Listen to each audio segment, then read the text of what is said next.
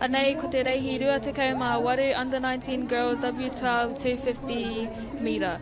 Kei te aratua toru ko Gisborne Girls High School, kei te aratua whā ko Rotorua Girls High School, Hukarere Girls High School, kei te aratua rima, kei te aratua ono Auckland Girls Grammar School, St. Joseph's Māori Girls School, kei te aratua whitu, kei te aratua waru, te wharekura o Mauao, Tauranga Girls College, kei te aratua iwa.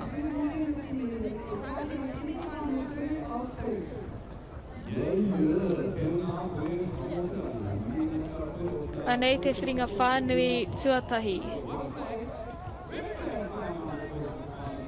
Ko te haki whero e tua nei tēnei wā. Tohu ana ki ngā kaihoe whakamua ki te rārangi timata.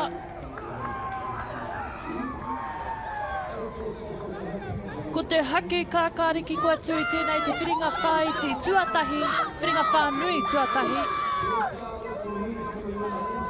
Tauranga Girls College pia. Te aratua iwa e arahi ana muri tata ko te wharekura o Mauao. Arā ko te rohe o Tauranga tērā.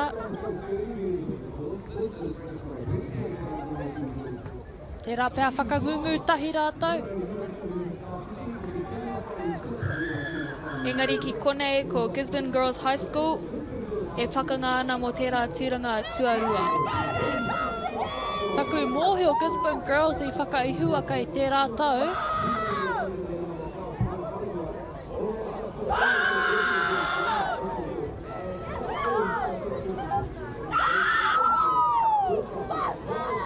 Waka nui ana rātou I konei, e o rātou kapa, o rātou kura. Rongo I te umere.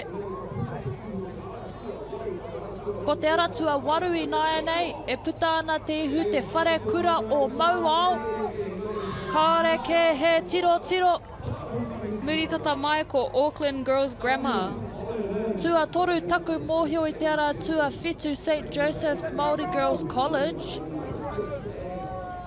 Engari anei a tātou whakaihua kai te aratua waru, te whare kura o Mauao.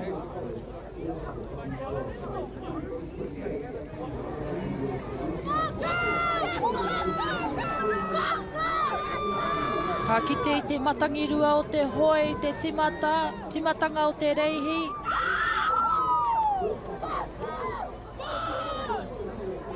Rātou katoa, tuku mahi ana, hukere ana.